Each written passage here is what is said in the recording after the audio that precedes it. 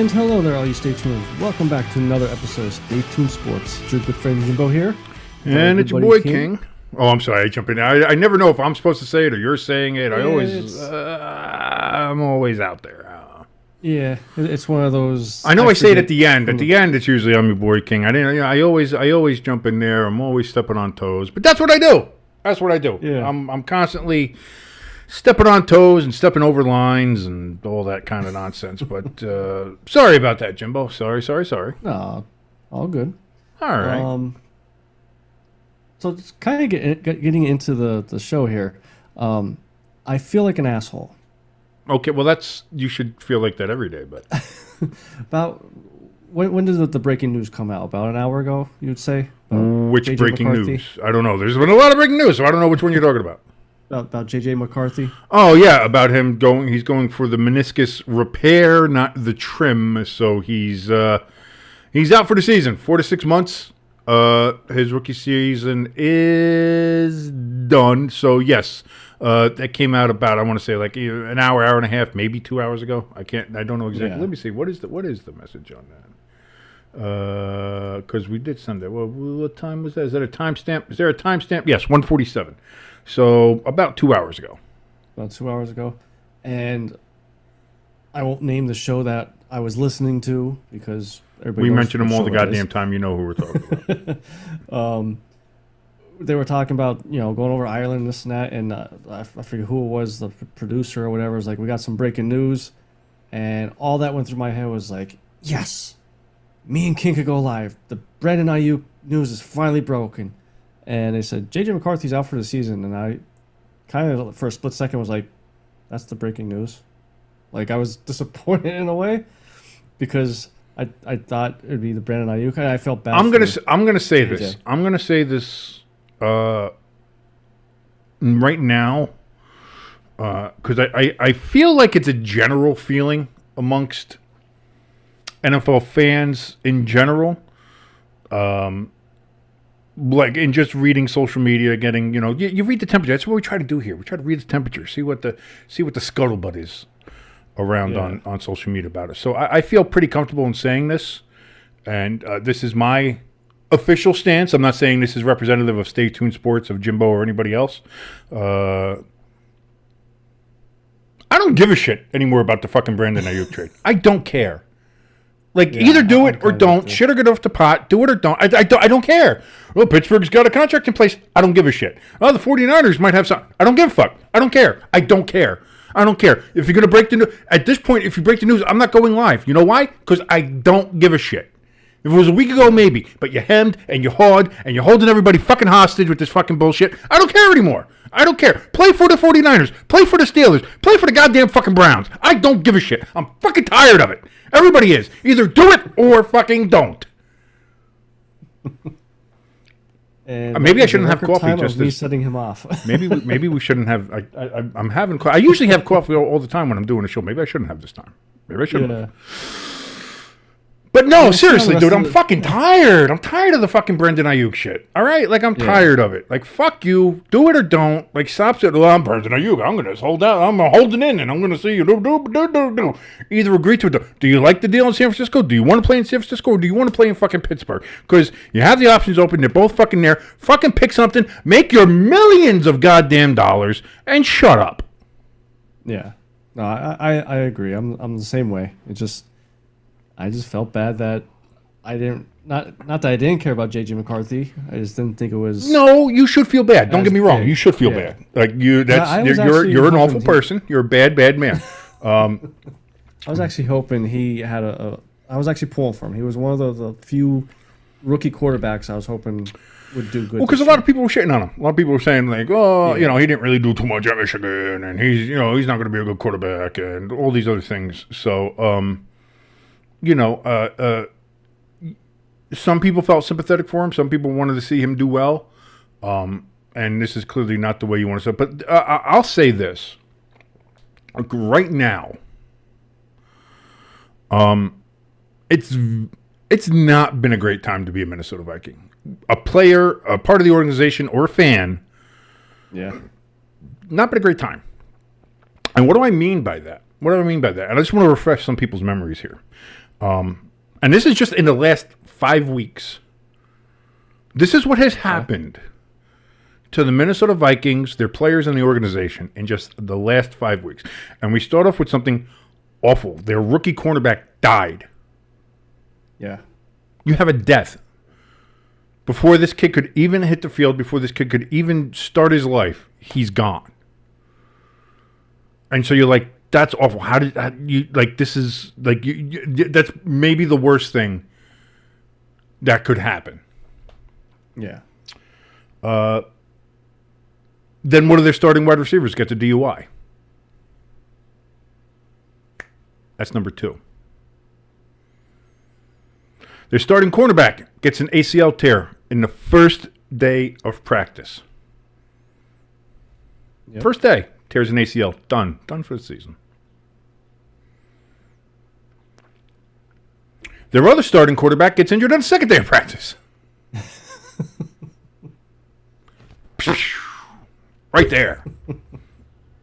And you're figuring, all right, but it can't get any worse, right? Yeah. Like, we've got major injuries. We got an asshole DUI. We have one of our rookie draftee cornerbacks dies. Like, this can't get any worse. And again, it's not death. So this is not, I'm not saying that. Yeah. But then your quarterback that you traded away, or not traded away, but you let Kirk Cousins go, basically on a sign and trade. Was it a trade or it was a free agency? I couldn't remember. Free agency. I think it was free agency. Yeah, but they let him go. They weren't going to sign him, so they had that.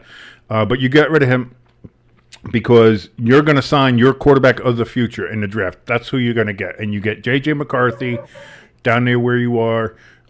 You tried to trade up a little bit, didn't work with anybody. But you try to do that, and tears his meniscus in his first preseason game, and now is done for the year.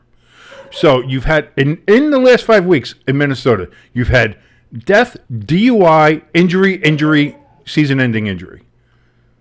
Yeah. It's not a great time. And also now your starting quarterback for the year is Sam Darnold. I mean, the bad news just keeps on rolling on fucking in there in Minnesota. It could be worse. I would rather Sam Darnold than the NASA guy from last year. The Pastronaut there? Pastronaut, yeah. Whatever his name was. Still, I mean, they're looking at a top 5 pick already going into this season. But like this, and I meant to look it up to see how our season ended. But this screams the year that Jerome Brown and his nephew was in the car accident back in the early '90s. I remember this just had that same feeling. Like, it just one bad thing after another bad thing after another bad thing and it sucks. No, it does, and that's what I mean. So for all the Vikings fans out there, I was going to be mean. I'm not going to be mean. even my former podcast mate Crisco, who's a big Vikings fan. Part of me feels bad for him because this is bad. Now, granted, he is who he is. Yeah. So it is what it is. I'm not saying any of that. I'm not taking anything back. But I do kind of feel bad for him. Take it a step further too is look at the Vikings quarterback situation in the past, and I think I shared it in the ST Sports chat there. Past 6 years, Teddy Bridgewater, I think it was 2018 when he just shredded. No, I remember. No, because he was. No, that was a lot earlier than that. When was he drafted?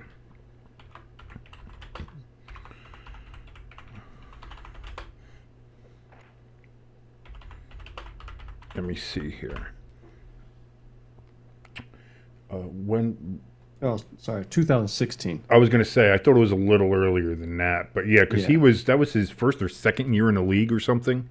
And it was like looking like, oh, Teddy, this could be Teddy's breakout year. This is the year that he's going to do something. And he had his leg injured so bad that it almost had to be amputated. It was kind of like Alex Smith before Alex Smith. And And by the way, I think Teddy just retired this year, so congratulations on actually putting together not a terrible career after such an injury like that. He did pretty well as a journeyman backup, and for the games that he was in, he played well. So like all things considered for Teddy Bridgewater, for what could have been horrifically bad, turned out to be a pretty decent career. He made a pretty good penny for him. So congratulations to Teddy, by the way. But yeah, that was, I mean, I remember when that happened, and that was like one of those, oh, dear sweet Lord, like that's so bad. And and it doesn't seem to end with the fucking Vikings. Like it's almost seeming like it's a new curse. I'm not saying like it's a Browns curse or anything like that, but because again, the Vikings have these moments of being good, and again, they had Kirk Cousins there for however many years he was there, and they played really well. He was a very good quarterback, solid quarterback. You would say top 10, top 8 quarterback in the league for most times there, and you could say he was even higher or lower depending on the season. But you know, they were 13-4 just a couple of years ago when the Giants beat them in the first round. Just want to say that. But like they haven't been terrible, but they do seem to run into these bad situations. And now you got to think Justin Jefferson just signed that deal to stay there, and then it's just like, you know, can I change my mind? You know, can maybe we can look on something else, because this is, I mean, it's bad. It's not great. It's not great for the Vikings. So I do feel bad for them. Jesus Christ. And the other thing too is, who's the backup for the Vikings now? I mean, JJ would have been a JJ probably would have been a back, because Darnold was going to start, I think, for the most part of the year anyway. And then depending on how he played, whether or not they would have plugged JJ in there. Let me see. Vikings QB depth chart. Let's see here. As I speak what I type, because I'm that kind of an asshole.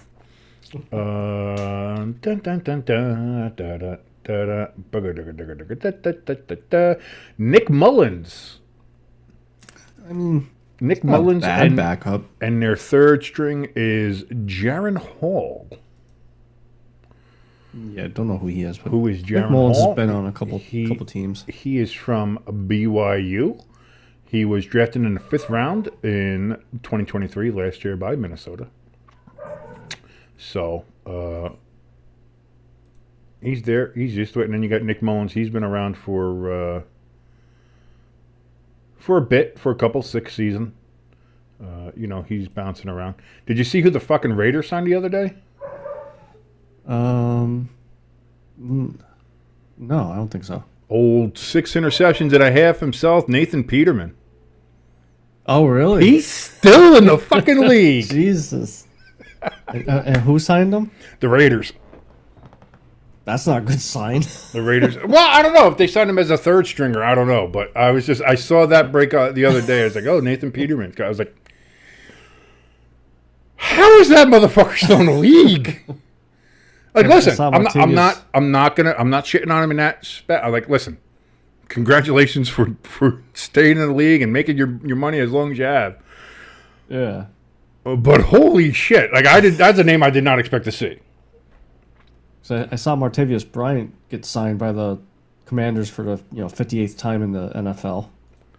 Again, listen, make another. I have no problem with these guys if you can make your money. And again, with a lot of these too, it's like, yeah, they're signing them, but they can cut them before the end of training camp, and it doesn't matter, and they're not getting paid or anything like that. But if you get to stay on, like if I'm Nathan Peterman and I'm the emergency quarterback, I'm the third string quarterback, it's easy money, baby. That's easy money. Because the last thing they want to do is throw your ass out on the field. You're there as a warm body in case they get like a San Francisco 49ers situation where like everybody else is injured and they've got nobody else. They'll throw your ass in there to hand it off. But and I joke, I kid, I know I couldn't throw a football in the NFL if I tried. I understand that, but come on, Nathan fucking Peterman, like, what are we doing? So interesting. Oh, let me see. Let me see. Who is the? Because the Raiders still don't know who their quarterback is. Yeah. Currently listed Minshew's the starter, but that's can change at any point. Then you got Aiden O'Connell. They have Anthony Brown Jr. and Carter Bradley on here too, but I know they just signed. Let me see. Was it the Raiders? I could have sworn it was the Raiders. Because the only one I saw, like I said, was Martavius Bryant. But that does sound familiar that the Raiders signed someone like that. Yes, it was the Raiders. They signed Nathan Peterman, so he is there. He's not on the ESPN depth chart yet for some reason, but yeah, he's there in Vegas. So he's so low on the depth chart they have no spots for him on. He's there. just not on. Yeah, he's like the fifth quarterback, which is. Do they have any details on the deal? I want to see how much he's making. A veteran minimum.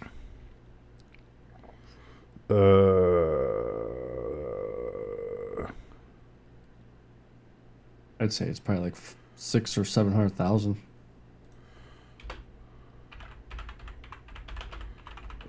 That's interesting. I just want to see how much he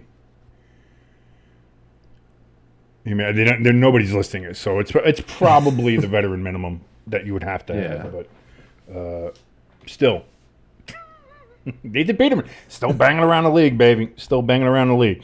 And not to get political or anything, but it's funny he gets signed a couple days after Kaepernick says, "I'm still training. And I'm gonna come back to the NFL, and win championships."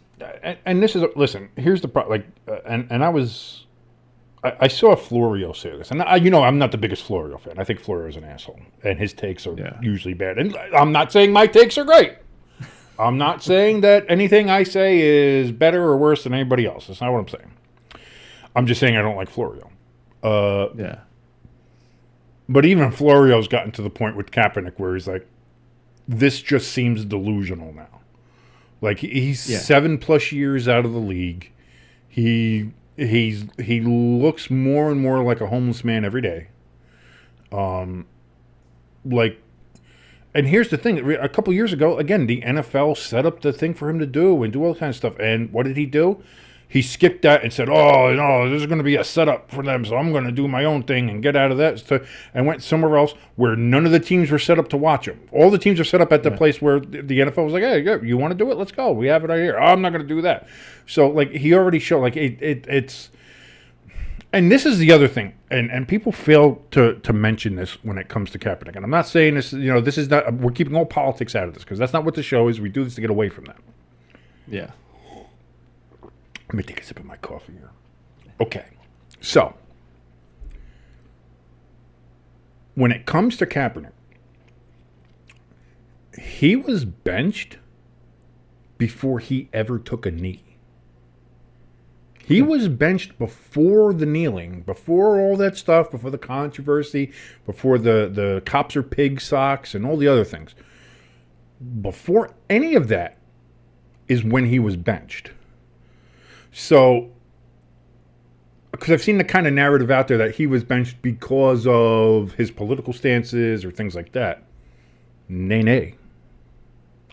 He was benched because he wasn't good anymore. Like for something, whatever happened, whatever was wrong with the play calling or the systems or whatever it was, it just all of a sudden didn't work. So he got benched. And then it was after his benching, and this was in the preseason, I think, where they officially moved him to the QB2 instead of QB1. That's when all the kneeling and the piggy socks and all the other stuff started. So, like, I just want to make sure that that's out there, that people remember that he was benched long before the whole kneeling for the anthem and all the other stuff that he did. Like, that's not. And if you want to say, like, oh, well, he was forced out of the league or there was collusion or other stuff, you can make arguments about that, and that's fine. That's not what this show's going to do. We're not into the politics thing. That's not what we're going to do. But just as a matter of fact, that was the case with him. So, like, if he was already not good enough to start 8 years ago, what now, being 7 years out of the league, is going to make him worthy as even an emergency quarterback? You know what I mean? When there's already other, like that's the thing. Once you're out, you're out. Like that, and that's almost any industry, whether it's radio, whether it's television, entertainment, anything like that. Once you're out, you're out. As somebody who was in radio and then was out of radio, once you're out, you can't get back in. Like it's nearly impossible, especially nowadays. Yeah. You know, and you ask anybody like who's in television or who's in entertainment, movies, things like that, and then especially when it comes to sports in the NFL, like if you're out for a year, let's just say a year, like you know, like look at Le'Veon Bell, you know, like yeah, he was out of football for a year, then the Jets signed him, and he was trash, he was ass, and then he was gone, poof, no more. And now you're going to tell me that 7 years later, Kaepernick still thinks he's come on. No, that's not. That's like it's not. It's not feasible. So, hopefully, this is the last time that we ever bring up Kaepernick's name on this show, because there's no point. Like he can sit there and say, "Oh, I'm going to play in the NFL." Nobody cares. He's a kid crying into the darkness. He's yelling at a brick wall. He's pissing in the wind. Nobody's listening. Nobody cares anymore. You're not an NFL quarterback now. You're not going to be an NFL quarterback again at all in the future. You kind of cut off your nose to spite your face about that, with whatever the whole situation was. And like I said, people can argue about it one way or the other, and you're free to do that on your own time. Not here. That's all we're doing. Yeah. But like the idea that he can still be a quarterback it's absurd. Let's put it to bed. Let's stop it. Let's just let's all grow the fuck up and move on. So that's all I got to say about that. To quote good old Forrest Gump there. But I do want to mention, since we were talking about Le'Veon Bell there for a second, let's go to the good old New York Jets. Why don't we?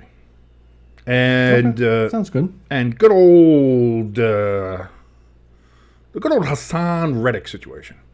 I'm still seeing I made my views kind of clear a little bit yesterday on the countdown. I'll make them clear again here today as well. I'm more on the Jet side of this than I am on Haason Reddick's side. Not because you're siding with billionaires over millionaires out there. Like, shut the fuck up. That's not what I'm doing.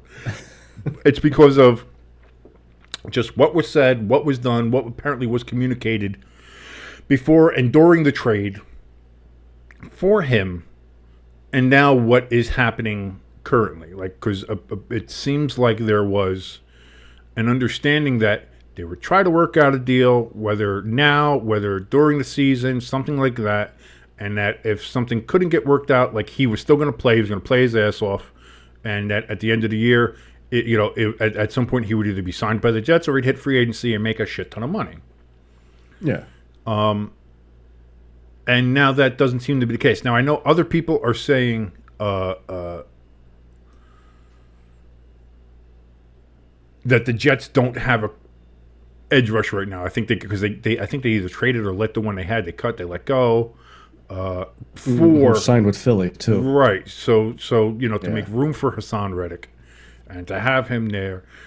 I said even with all that, I think even with having mediocre edge rushers, if you want to call it that, you have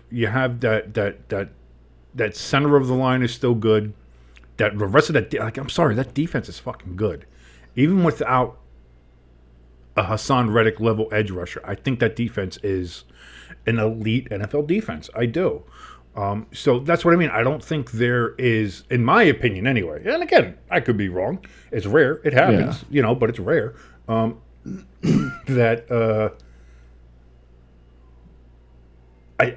I don't think the Jets are in an imperative situation here where it's like, well, we have to do something. We have to make sure he gets on the field. We have to do all this kind of stuff. Where some people think they do. I know I saw Mike Greenberg today saying much the same thing, that this is the worst thing the Jets have ever done. There's such a catastrophe. How can they do this? This is the worst thing I've ever seen them do. They have to get him on the field one way or the other, or all these other things, or blah, blah, blah, blah, blah. And I know he's been a Jet fan his whole life. I got a brother of mine who's been a Jet fan for most of his life when he wasn't rooting for the Redskins there in the 80s and 90s. I just don't see the imperative for the Jets to make this move.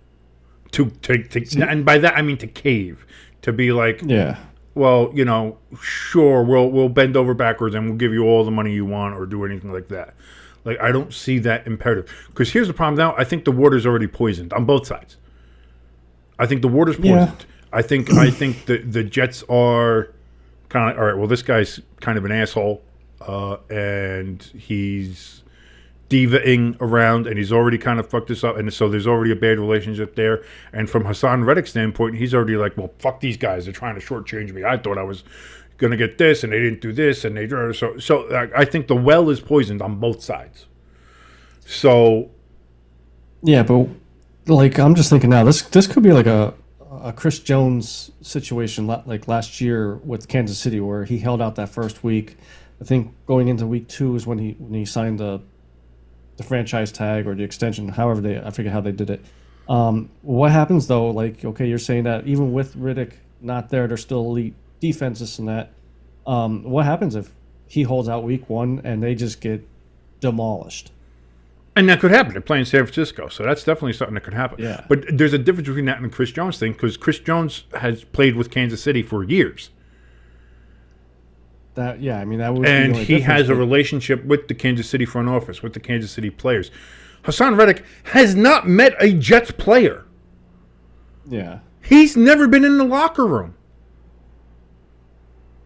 The most anybody's ever seen of him is the fucking cell phone message he had when he got traded. It's like, hey, Jets fam, here, I can't wait to get on the field and play for you. Going to play hard, JETS, Jets, let's go. And that's it. That's the last time anybody fucking saw from this guy. So there's no relationship. There's no, there's nothing there that you can compare it to as far as like that Chris Jones situation. Because at least with Chris Jones, it's like, he has a relationship with Kansas City. They know how good he is. They know all this stuff. The Jets traded for Haason Reddick. Yeah, he was good in Philadelphia. Is he good here? Is he good with his teammates? Is he good in the locker room? Is he good with the front office? Is he good? We don't know, because he hasn't fucking met anybody. And now we already know that he's not good with the front office. So now it's even fucking worse. But the other thing I would like to point out too is, like, we've been saying, a lot of people have been saying that if they don't win the Super Bowl this year, everybody's gone. So if they do have a bad week 1, if you continue going down the road, bad weeks after bad week after bad week, you're going to be fired. So why not saying break the bank on them, but give them here's the thing. For 1 year. Here's the problem with your theory right there. Is that if the Jets do have a bad defensive week 1, let's say the 49ers put fucking 52 up on them, which they won't, I don't think. But let's just say it happens. And they run all over them. And they're running outside. Their edge rushers can't get to the quarterback. And fucking Purdy's just pew, pew, pew, pew. If that happens, now all of a sudden Haason Reddick is going to go, oh yeah, all that money that I was asking before, yeah, fucking up it a little bit. Like, he's going to fucking rake him over the coals. At which point, then you can't sign. Like, that's what I mean. Is like, so now it's at a point where if he doesn't sign and the Jets aren't going to offer him now anything anyway, like, this is a stalemate. Yeah. And this is the other thing too, is like, the guy, he's under contract. He's got a contract. Like, and people want to talk about whether or not, like, well, he's got, it's a last year deal. Nobody plays on the last year deal. Well, Daniel Jones played on the last year of his deal. Fucking plenty of other people have played on the last year of their deals, on the prove-it deals and everything like that. And whether you think he deserves that kind of thing, like, he doesn't need to be on a prove-it year. I don't know, new team, new place, everything like that. Like, and it's not like he's not making money. It's $14.5 million he'd be making this year. I understand he wants more. I understand he wants to get more money for that. And listen, if everything is so tainted right now and everything's so bad anyway, and anyway, like I said, it's 14.5. Now we know that's less. So it's probably down to like 13 now because he's probably got like what 1.5 million in fines, I think, at this point. So take that 1.5 million off the salary. Take all that. Like if it's that poison for him already, if that's poisons for the Jets and everything like that, if I'm him, go in, play, fucking ball out. Like, just be a monster. Be a monster on that end. And do whatever is good. And then let's say he gets the Jets to the Super Bowl. Oh, get up on the stage, hold the Lombardi, turn to Joe Douglas, turn to Robert Saleh, turn to Robert Wood Jr. there, or Johnson, Robert Wood Johnson, and just and walk away, and then say, I'm gonna go make my money somewhere else because go fuck yourselves. Do that. Like, do that, and know and be confident in yourself and your abilities enough to do that. Because I'll tell you what, not playing at all and just holding out and just sitting out on the sidelines and not doing anything and building up fine. Where if he waits all the way to the season, I think it'll be like two and a half, almost $3 million or something like that. If he goes all the way to the end of the to the beginning of the season and then decides to show up on the first day, like nobody in the locker room is going to like him. No, because first of all, we don't know you. We've never played with you, and now here you are, just waltzing in without having gone through training camp, without having busted your ass on these humid ass fucking days that we've had up here in Jersey, in the North. You haven't done any of this shit. You ain't sweated with us. You ain't bled with us. You ain't done anything here. Like, who the fuck are you? Like, so the locker room's gonna be toxic. He's gonna be toxic. The whole situation is just toxic at this point. Like, so like someone's gotta do something. And no matter where you fall on this, whether you think it's the Jets being assholes, whether you think it's Haason Reddick being an asshole, whether you think it's both of them being an asshole, which is probably more along the lines here. At some point, you got to bite the bullet for yourself. Because, like I said, we've seen what happens when you decide to sit out for a fucking year. Yeah. And I'm going to sit out a year. I'm going to make sure I get my money. Well, then you become Le'Veon Bell and you become irrelevant. And so that's the thing. Maybe because the old CBA was, I believe you had to by start of week 7, if you didn't show up, the contract year didn't count for that year. I just throw it out there. Maybe he waits till week 6, week 7, says, you know what, you're not giving me my money. I'm retired. I'm done. I mean, he's made the retirement doesn't matter, because if he does that, it doesn't matter. He doesn't have to pay the fines. I mean, they'll be there if he decides to come back. No, the fines will still be there, because if he wants to come back into the league, then the Jets still hold his rights. They still hold the contract. That doesn't change anything. Yeah.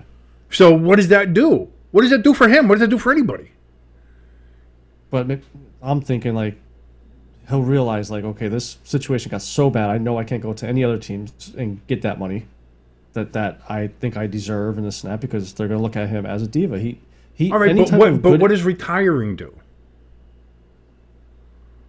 Saves his health. I mean, we've seen a lot of young players retire at young ages. So you mean he retires and then just stays retired and never plays in the NFL again? Yeah, never comes back. That's first of all, that's not happening ever.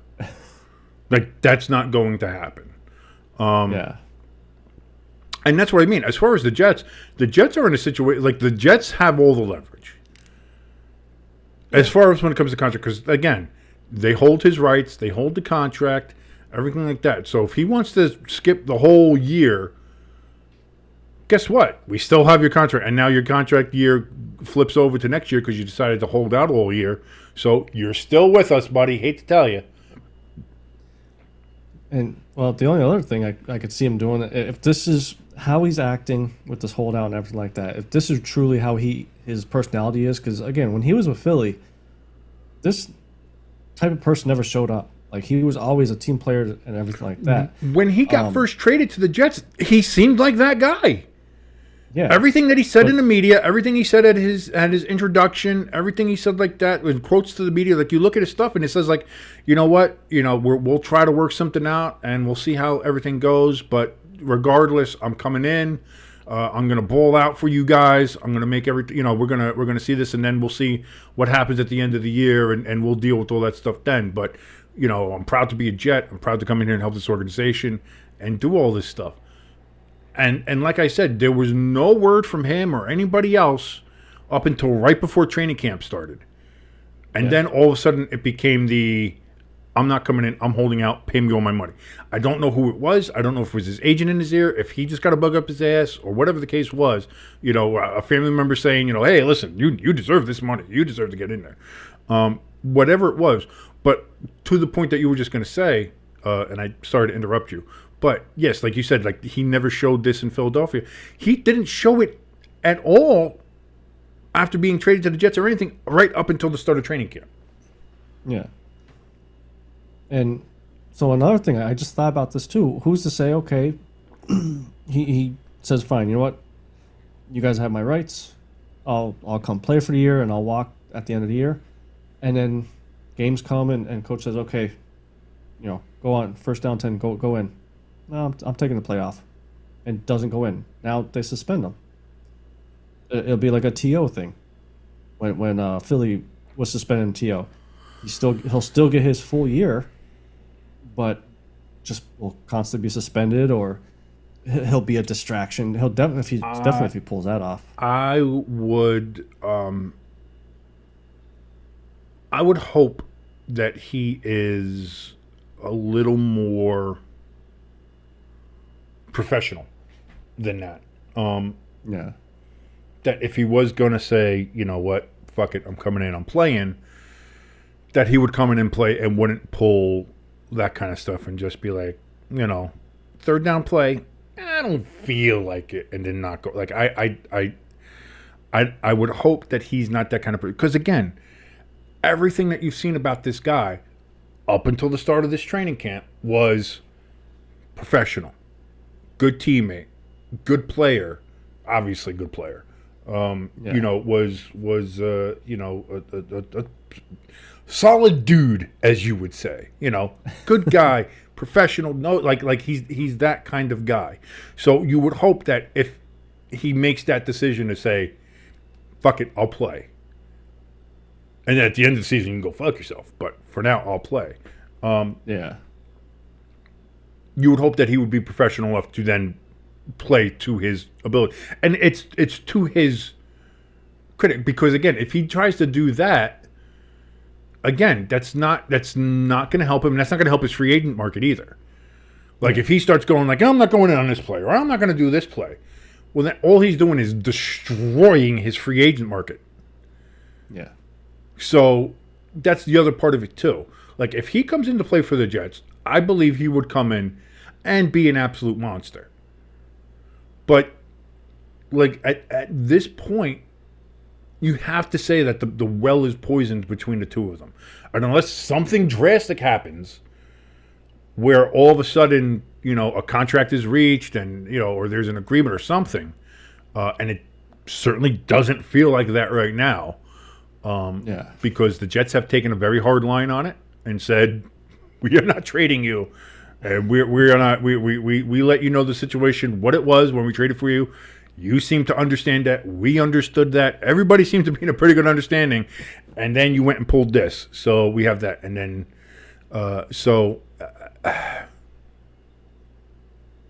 just, I don't want to blame the Jets. I don't want to sit there and say same old Jets, but fucking Jets, man. The Jets will Jets. Jets are going to jet, baby. Jets are going to jet. Again, I still think their defense is good enough and still an elite, still a top 5, top 8 NFL defense without him. I do. Okay. So I think that's what keeps them there. But to your point, that first week is quite the fucking test. Yeah. So if you go into San Francisco and your defense absolutely lays a fucking egg, it's going to get, like, you think sports talk radio in New York is loud now. Yeah. It's going to get, the decibels are only going to go up. You know, like I said, I listened to the New York WFAN in the morning here, and it's already pretty fucking loud about what the Jets are doing and Haason Reddick and the whole situation, and you know, the callers taking one side or the other, and the hosts taking one side or the other, and saying, you know, all the things there. Like, it's already loud. So if you get to week 1, and then, you know, this defense, which I've been saying, I said it's an elite defense. I think it's a good defense. But I have the Jets at number 4. Granted, I put them at number 4 with the understanding that Haason Reddick was going to be on the edge. So, you know, and I still have them there for now, because I wasn't going to change the fucking graphics now. That's not what I'm doing. But I was just being lazy. But, like, so I had the Jets at 4 with that understanding. But if you go into that week 1 against the defending NFC champions and who were this close to understanding the overtime rules and being Super Bowl champions. If they had a quarterback. I swear to Christ. I will shut this stream down now. I will end this. Don't test me. I've already gone nuts. I've already gone nuts with the whole Aiyuk shit. Don't make me go nuts on you. I've lost it. But yeah, so it's just another it's another situation. And again, he could have handled it differently. He could have handled it like Aiyuk did, which is be there at camp, hold in, you know, be at camp, don't participate, but you're there, you know, and at least see the guys and, you know, hey, what's up, dog, and do all this kind of shit, and, you know, try to get some kind of camaraderie, something. But instead, he's held out, which then, again, only hurts him. Only has the fines and all this other shit that he's got to do, and it's just it was a, no matter what, no matter whose side you take on this, whether it is Haason Reddick's, whether it's the Jets, whether it's somewhere in the middle or anything like that, the one thing that I think we can all agree on is that him holding out was a bad decision on his part. Yeah. If he held in, that might have been different. If he did the Aiyuk thing, if he did some of those other things, like maybe that's different. But I think I think personally, I think that was a poor choice. I just wonder what drunk Joe Namath thinks about it. Hey, listen, he's been sober for like 20 fucking years. That was a long time ago. The draft day thing? Where he tried to kiss the reporter? That wasn't draft. Outside. I thought that was draft. No. That was a Monday night football game back like fucking 20 years ago. That was Susie Kolber. Yeah. And he was like, I want to kiss you. You looking good. I was like, fucking Joe Willie was Joe Willie, man. He just get, you know, listen, he got ass whenever he wanted it. So it was a little hard for him to realize it. And not only that, you had to be drunk to think Susie Kolber was hot. I'm sorry. I'm sorry. I know I'm going to get yelled at and get misogynistic. You're a misogynist. You're terrible. How dare you? Listen. It was wrong for him what he did. Yes. 100%. And he knew so. That's why he went to rehab. He got clean. He hasn't been, he's been clean and sober for a while now. For, like I said, like 20 years. So good for you, Joe. Congratulations. But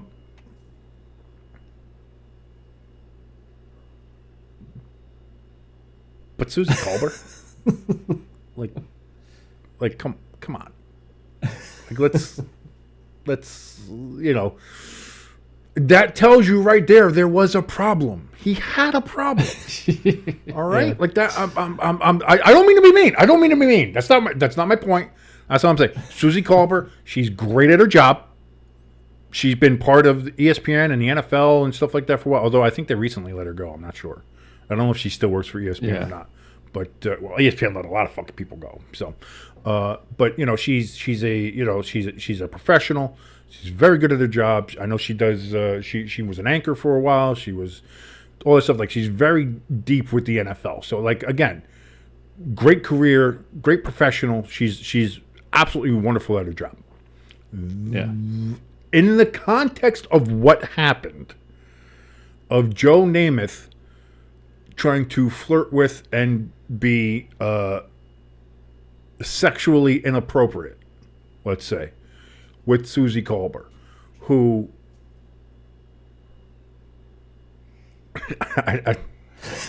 There's no way you could.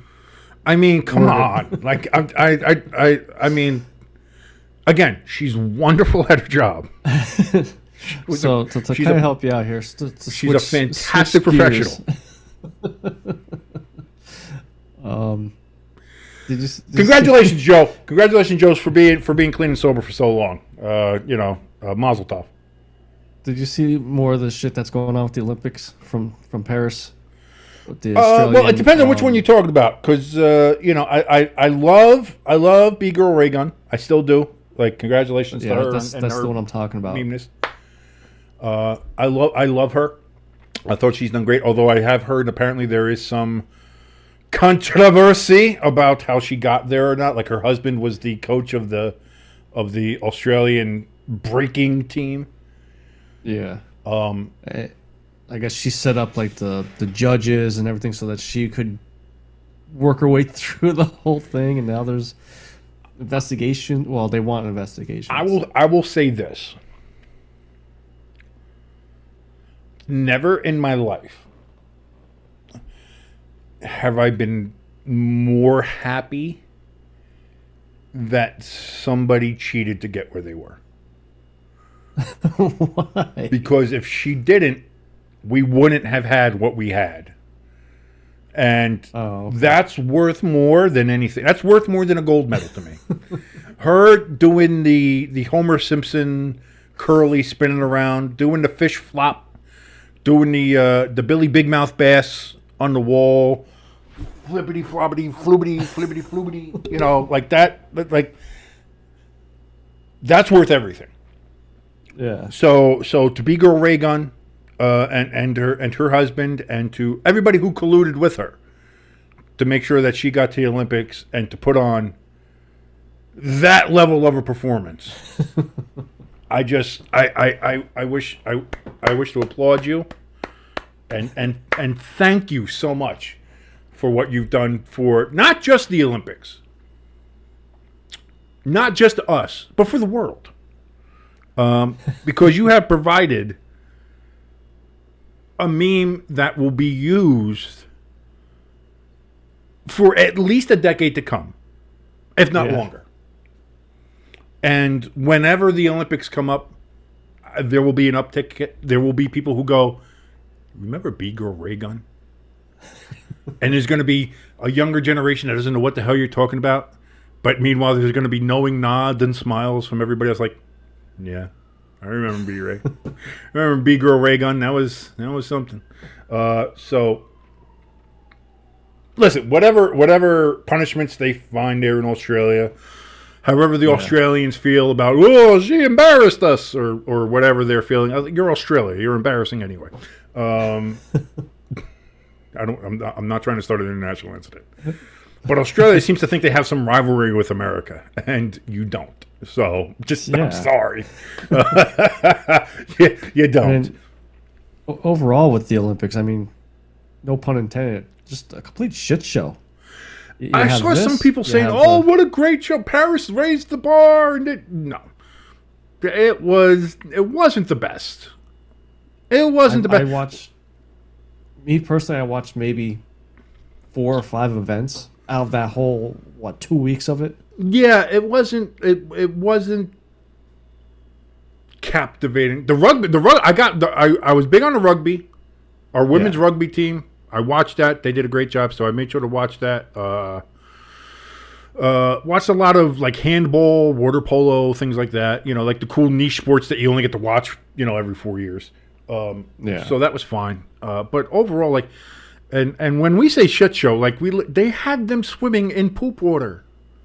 Yeah. They were swimming in the Seine, which is, first of all, it's insane. But like that, the Seine River is like dirtier than the Hudson. Do you know how dirty you got to be to out dirty the Hudson? And not like upstate Hudson. Upstate Hudson's nice. I've been to upstate Hudson. Upstate Hudson's fine. I'm talking like New York City, Jersey City, Hoboken Hudson. Like, you want to see people do a triathlon through that? No. And you saw what happened. They had the one Canadian jumps out the water, immediately starts vomiting. It's like, wow. The one lady who was doing a triathlon said, we were swimming past things and feeling things that it's better not to think about. Oh, Jesus. Oh, Jesus. What? What? Like I'm already getting no. No. So literally the Paris Olympics were a shit show. Yeah. So I'd assume they'll probably never get another one. No, they will. I mean, Paris, that was their third time hosting it? The first time since 1924, I think it was. Or whenever it was, because they had one in, it was 1908? 1908 was, they did 1908 in like 1924, something like that. But that was their third time hosting it. First time really in the last 100 years, as it were. Yeah. I do hope that in 2028 that they still have boxing part of it. Because I guess boxing might not be part of it. Boxing might not be part of it because they don't have a governing body to go ahead. They did have, what was it, the IBA, I think it was, whatever it was, but they apparently did not like how they were governing it, so they stripped them of their Olympic certification. So this year, the Olympics themselves actually organized and sanctioned the event. They don't want to do that, though. They want to outsource it and have somebody else do it. And if there's no other organization that they feel like can or will do it, then they're just not going to have it. Because they said, we're not going to organize it. So unless... And I know there's another one. There's a brand new boxing... like commission... organization out there. Organization, yeah. That just starts like the World Boxing United or whatever. Some fucking thing. There's so many of them. Yeah, but it's like this is a difference for like it's like amateur boxing. Let me see if I can find out what that. But either way, like there's one of those, and they're hoping that the Olympics will certify them to go ahead and organize the games, the boxing, at least events there. But there's a chance that there's no... Like, boxing has been a part of the Olympics since ancient Greece. Like, the ancient Greeks had fucking boxing. Like, the original ones, like, we're talking, like, in BC shit here, And to have an Olympic Games without boxing doesn't make sense. So that's what I mean. So if they end up finding somebody to govern it, I wonder if Jake Paul is going to go back on his word, because he came out and said, I'm gonna box in 2028, and that's when I was like, well, why? Because there's not supposed to be any boxing. Because he really hasn't fought anybody. Well, if he said he wants to box at the Olympics in 2028, and there's no boxing, it's not him going back on his word. He can't do it. Yeah, but on the flip side of that, that's why he said it. So he could be like, "Oh, I wanted to do it, but there was no, I couldn't do it." So you're trying to say that he only said it because he knew it might not be a thing. Yeah, because he's a little bitch.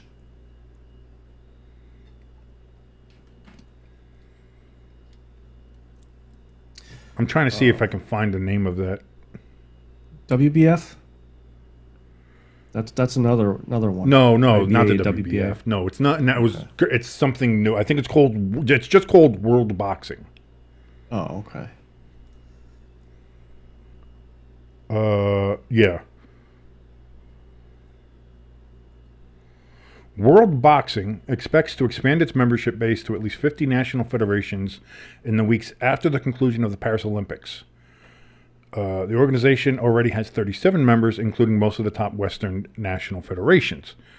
Boris van der Vorst, who is the president of this nascent boxing organization, said that he is leaving Paris even more confident his sport can pull off the greatest comeback story ever in the Olympic movement.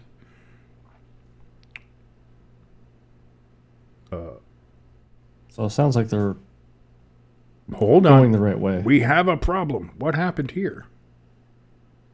My screen is dark. We've gone black. We've gone dark. What the heck happened?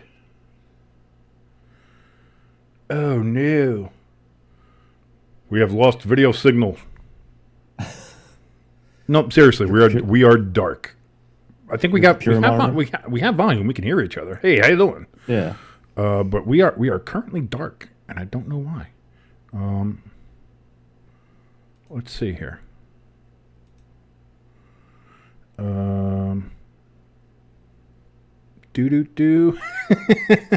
Bear with us, folks. There's technical difficulties.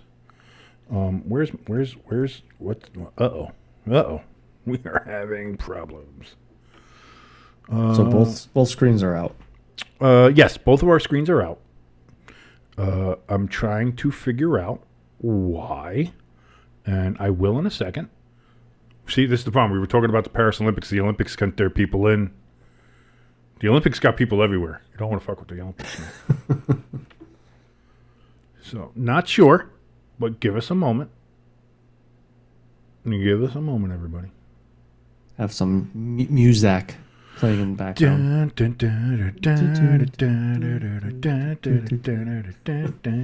I'm sorry. Every time I hear music, I think of Jim Carrey from, I think it's Cable Guy. Yeah. When he's stuck in the elevator and he's humming the music. I hate that movie. Oh, I love it. I hate that movie. Stupid. So it's so bad. It really is just a very bad movie. Him going through all the different character names over the years. Where is this just like lost? Like, that's what I mean. Like, I don't know where this. Aha! We're back, baby. Aha! Thank you, Paris. To the Olympic Committee, go fuck yourself for doing that. That was very rude of you. Not funny, man. Yeah, I don't know what happened with that, but that was unfortunate.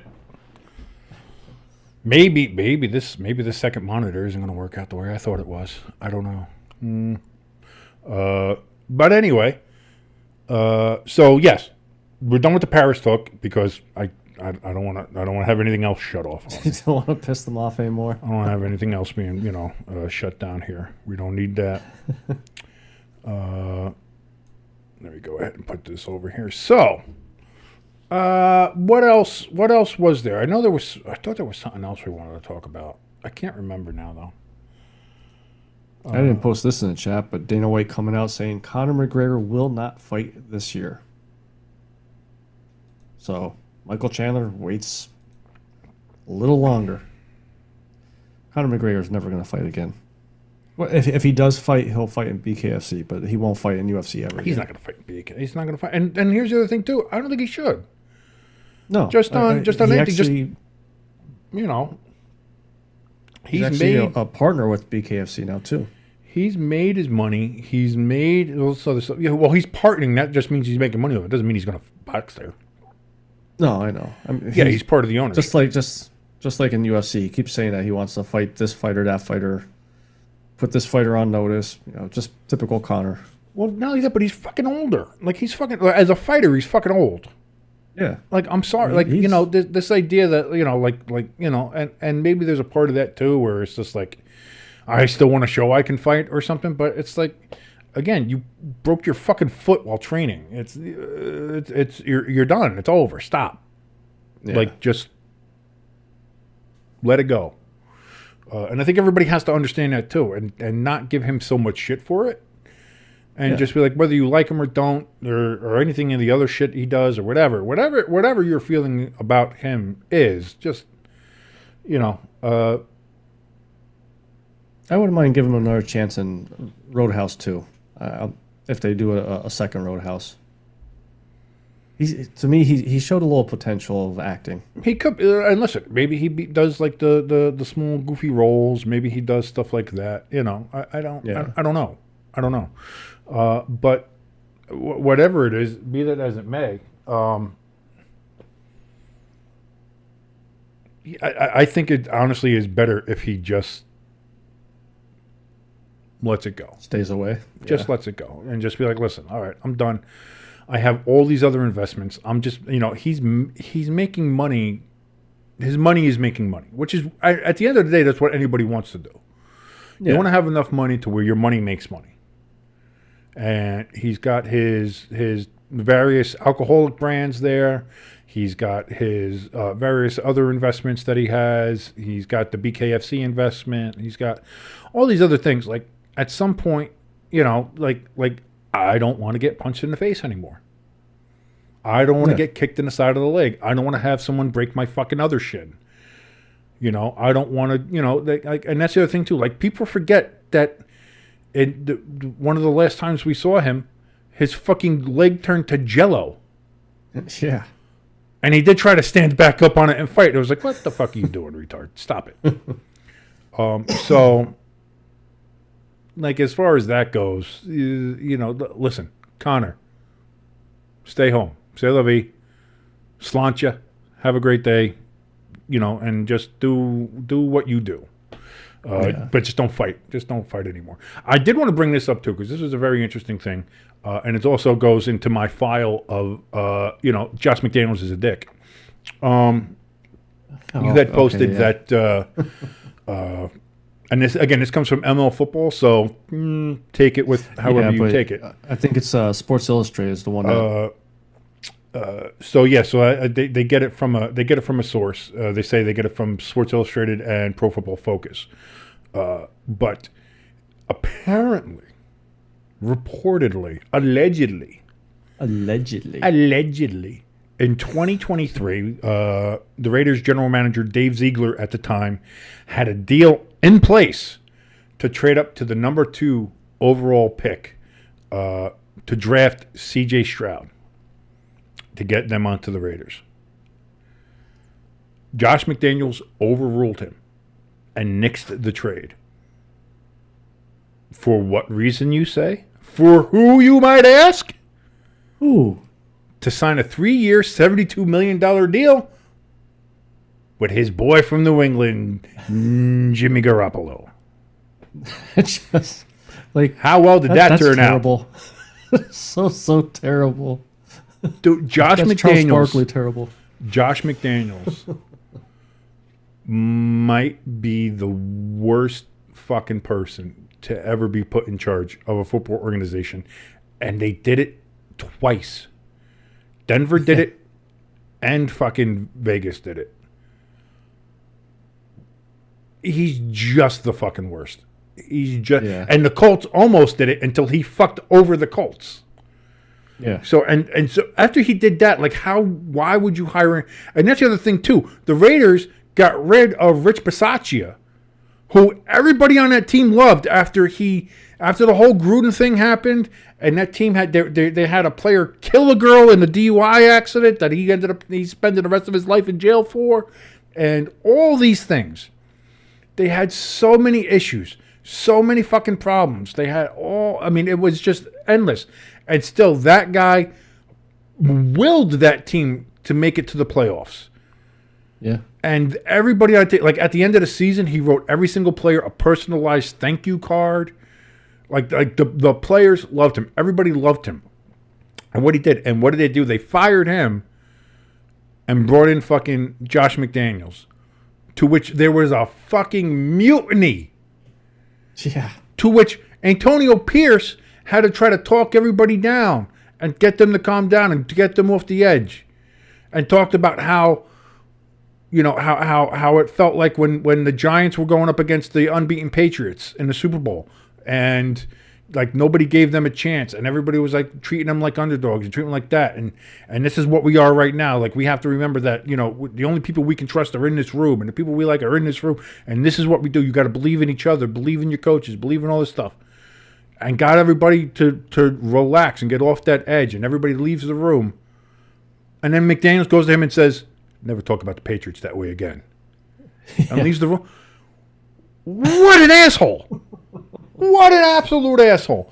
And this is just yet another thing of like, yeah, oh no, we could have gotten C.J. Stroud. Yeah, no, instead let me bring in fucking old-ass fucking Jimmy Garoppolo, who, boy, what did he do for the Raiders in his time there in Vegas? The fact that they started Aiden O'Connell for the whole rest of last season lets you know. Yeah. That lets you know. Garoppolo, for his career, only had 2, maybe 3 decent seasons. One with the Patriots when Brady blew his knee Brady out. got hurt and he came in, he did a fantastic job. I think we all said it. And we said, "Oh, maybe he can be a starter somewhere. Maybe he can do something like that."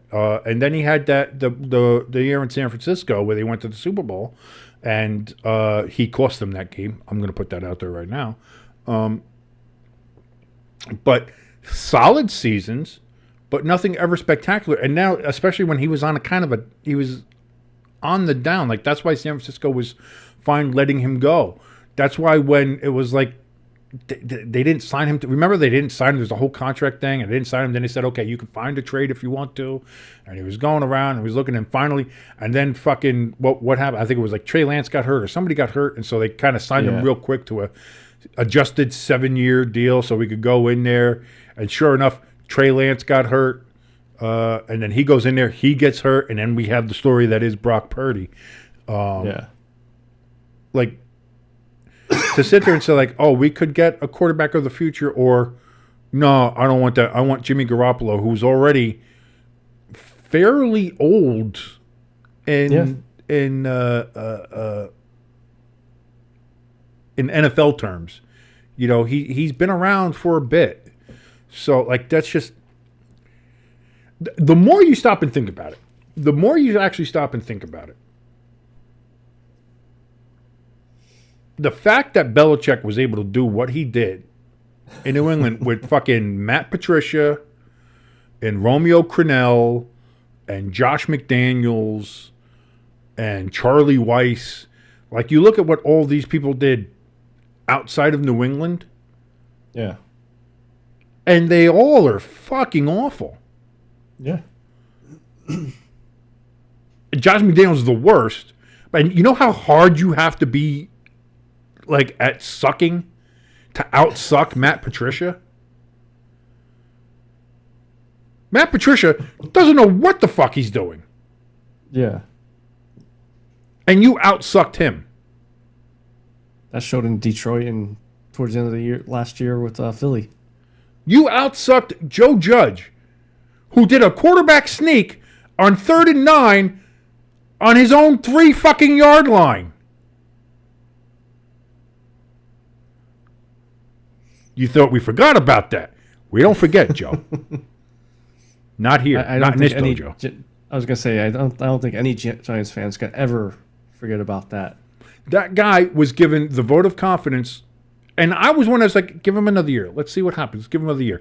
Those last, like, 3 games of that season, he coached himself out of a job. Yeah. He went from, let's give it a little time. Let's see what happens next season. Maybe start, it looks like I thought he was building something. Let's see what he does. It's a rebuilding process. Let's see what happens. And the 3 games from that point where he was kind of given the vote of confidence by the ownership, and even some Giants fans were like, we know we suck, but let's give it some time. In those 3 games, he coached himself out of a job. Yeah. Like, I've never seen anything like it. I've never seen anything like it. So, but yeah, no, fuck Josh McDaniels. He's the fucking worst. And also, fuck Michael Lombardi. Just to make sure I put that out there, because he was one of the big advocates for Josh McDaniels. He's the one who kind of told the Raiders to hire him, and he's one of the ones who kind of pushed the whole New England narrative and tried to get the Belichick coaching tree out there because, that's his guy and that's his boys and everything in New England is his boys, and get everybody out there.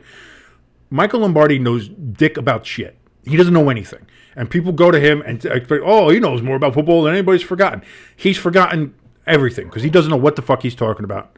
He doesn't know what the fuck he's doing. And taking his word as somehow gospel, eat my fat fucking ass. Fuck Michael Lombardi. That's what I'm going to put. That's what I'm going to put out there. Michael Lombardi is a fat dick. He doesn't know what the fuck he's talking about. And he's still, he's using his, he's basically riding off of fucking Bill Belichick's dick. Oh, yeah. That's all he does. And everybody still laps it up. But that's all he's done, and that's all he does. I said that twice. And that's all he's ever going to do. Is he just, he goes on the McAfee show, he goes on to Rich Eisen's show, he does all these other shows, and he's like, oh, I'm some kind of football authority. I don't know. You look at some of these players, I don't know what the fuck they're doing. Oh, yeah? But you know what you're doing when you're talking about Josh McDaniels and how he's a better person. Oh, he helped to push Derek Carr out of Vegas. He pushed him to get out of the Raiders because he wanted to make his boy Josh McDaniels look better. Yeah. And so he went out there and he started shitting all over Derek Carr. Oh, he doesn't know how to play quarterback. Oh, he's not good. He's not good enough to be in this league. He doesn't have the arm strength. He doesn't have this. He doesn't have extra. He's not good. He can't be doing this. The Raiders need somebody else because they can't do this. So it's not really Josh McDaniels' fault that they're doing all this, because if they had somebody else there, they'd be able to do this. So they obviously just can't work together. So that's like,